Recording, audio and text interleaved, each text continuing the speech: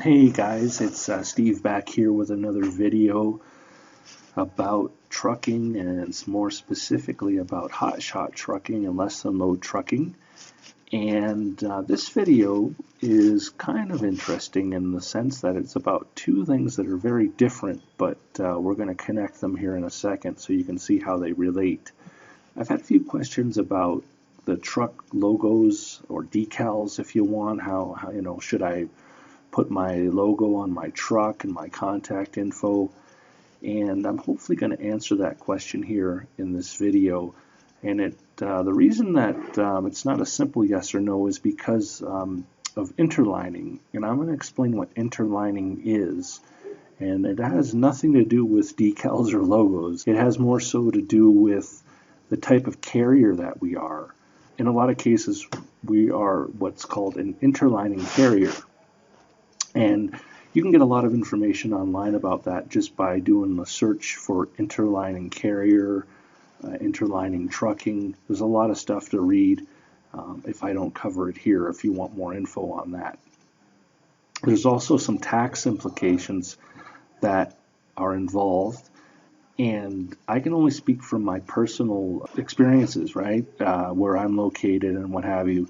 So definitely before you start booking through brokers, you want to find out what the tax situation is in your area for interlining carriers. Okay, so just ask your accountant or call the IRS, or if you're in Europe, whoever governs your taxes there, whatever country you're in.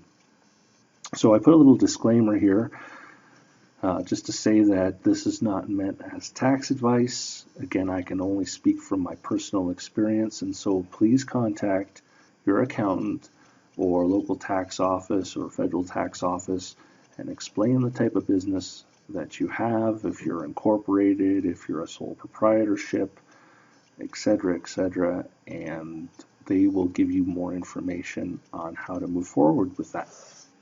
Okay, so decals and logos on the truck.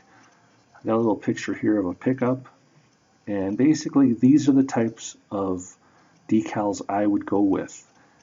These are magnets, I assume. It's hard to tell from the picture, but what I'm getting at is, for sure, put your company name, your MC number, your basically your regulation number from the government, your contact info, website, phone number, any other info that you want to fit on there. But I would have them in a magnet format so you can remove them. And I'm going to get into explaining why right now, and it has to do with interlining and being an interlining carrier. So the Federal Motor Carrier Safety Administration, that's who governs this in the United States, and they have a little brief definition here. Now there's more on Wikipedia, there's tons of this stuff out there, but I'm just going to read this here.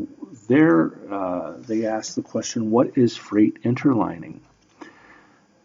To interline a shipment is to transfer the shipment between two or more carriers for movement to final destination. For example, where the point of origin is Washington, D.C., and the final destination is Los Angeles, California, motor carrier A, this would be our broker, okay? In a lot of cases, we call them a broker, but in many cases, they're just a trucking company who either doesn't have a truck available or their trucks are busy, whatever. So motor carrier A may transport a shipment from Washington, D.C., and then interline with motor carrier B, which is us, in San Antonio, Texas. Motor carrier B, again, which is us, will then complete the transportation of the shipment to Los Angeles, California. So motor carrier A, or what we're going to call as XYZ Trucking, has the relationship with the person who's paying the bill. That can be the consignor or the consignee. The consignor is the shipper, and the consignee is the receiver. So whoever's paying the bill, that person called ABC Trucking and said, I need this shipped. They said, no problem, we'll get it done for you. So as far as the customer is concerned, the paying customer, it's ABC Trucking who is taking care of this freight. Let's move on to the next slide, and I got a little more text here just to read or go over, and it explains things a little bit in more detail. This is from the Canadian government, and this is for tax in Canada, how they define interlining. So they say several carriers may take part in the supply of a freight transportation service during the course of a continuous freight movement from the shipper to the consignee, which is the receiver. So the shipper is the consignor, the receiver is the consignee. But only one carrier, and I put broker, invoices the customer. This process is called interlining. Only the invoicing carrier who settles the freight bill directly with the customer, and I put in brackets, so it says either the shipper in the case of a prepaid move or the consignee in the case of a collect haul, is responsible for charging and collecting any applicable GST or HST, and that's tax. That's our Canadian tax. It's called HST is the code for that. So I'm going to move on here, and I got a little graphic that's going to kind of break things down a little bit further for you guys. So down here in the very bottom, this is the freight broker. So this is the people that, if you go on a load board, they're posting the load, and it could be Carrier 1, well, I call them, but ABC Trucking is their name. So ABC Trucking has a load posted going from point A to point B. So this freight broker is contacted by a customer. So somebody calls them up, or they call somebody up offering their services. However the relationship is formed, we don't know. So either the shipper calls them or the receiver calls them. So you can see here I put consignor, consignee. They say, hey, we got to move this load of pallets, and can you guys do it? They say, absolutely, we can do it. It's got to go from A to B. Here's the price. Done. Now, freight broker or Carrier 1, ABC Trucking, needs to find a truck. Their trucks are all busy or whatever. They don't have the right equipment. They just have van-style trailers, and this stuff has to be loaded, side-loaded. So, for example, so it's then their job to find a truck. So what they do is they put this stuff up on load boards, and they make a cut, obviously. The price that they're getting paid for this move, let's say it's $1,000. And so they may offer us 600, 700, I don't know. It depends on, you know, how how they feel, and we negotiate until we can get the proper rate per mile or per kilometer that we need to get to make it worth our while. So point 2 is the carrier's contact by the freight broker. So that would be us. So basically they put the load out there on a load board, and we get in touch with them. Number 3, the freight is picked up, and then 4, it's delivered. So our relationship during this whole time is with the freight broker. That's who we answer to. That's who we contact to say, okay, we've picked up the goods, it's been delivered, etc., etc. Of course, when we arrive at the location for pickup, we identify ourselves, and that's where, back to the door magnets now, that's where in some cases the freight broker will say, when you arrive, identify yourself as, hi, I'm from ABC Trucking. I'm here to pick up that load of pallets for you. Okay, just wait here. Fred's going to come out and tell you where to park. So if you show up with your truck all beautiful and it says Acme Trucking, and you know the shipper who's paying the bill, let's say for example, might say, wait a minute here, I called ABC Trucking. Why are you guys here? And there's nothing wrong with what we're doing. Interlining is a practice that happens every day in shipping, but it just makes things more easy.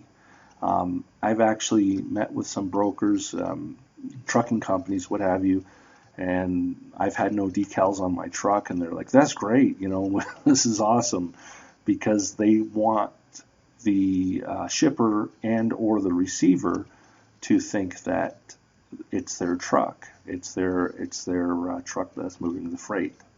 So I think I've covered everything here. I don't want to drone on too much. lastly, I think I just cover a couple of extra things here. So as I said, in many cases, the broker or carrier one will ask you to identify yourself as the driver from ABC Trucking. So when you walk in, you say, hey, I'm from ABC Trucking. And later on, if they find out, well, actually, you're a different company, it's okay. They just know that you're there representing ABC Trucking. Secondly, when booking your loads using the load boards, there's not really a need to advertise. What I'm getting at is that you can have logos and stuff on your truck and decals, and people may call you and say, hey, I saw you driving down the highway and I got to move a load of whatever. The thing is with that is, and it brings me to my third point, and we're going to get into this in another video, is when we talk about factoring, and if you are going to factor your bills, it's very difficult to get a factoring company to pay you in advance for a job that this company, this factoring company, doesn't have a pre-established relationship with or can't get a credit rating for. So let's say Joe contacts you and says, hey, I got to move a load of skids, and he's just, a guy who owns let's say a small store.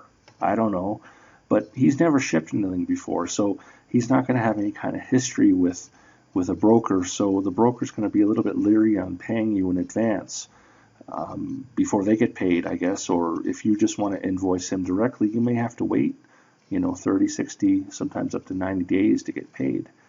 And, if you don't get paid, then it's a whole mess, right? So if you deal with reputable brokers or carriers that list loads on load boards, and I'm going to talk about this more in my factoring video on how we can find out if these trucking companies pay on time, then, stay tuned for that video and we'll go over that. But my point is, and I'm kind of droning on here, I'm really sorry, but my point is that when you're getting new business on your own, it's okay and that's wonderful, but at the same time you got to be very careful because there's a lot of people out there who don't pay their bills, and you're spending your time wear and tear on your equipment and the diesel and what have you, and then you got to wait for whatever amount of time for them to pay you.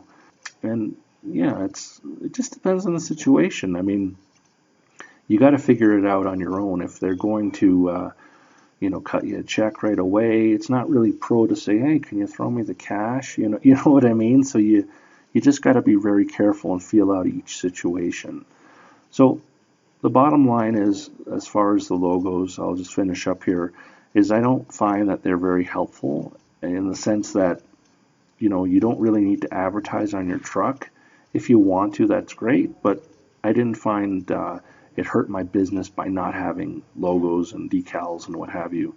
All my loads were through brokers, and then a lot of my repeat business, I didn't even have to go to load boards. I was getting calls from the brokers I did previous jobs for saying, hey, are you busy tomorrow? I need, this from A to B. And then the next day, and then Friday, and, you just get booked up like that. So, okay, hopefully this has been helpful, and I enjoy your comments and questions, and we'll talk to you soon. Thanks, guys. Bye.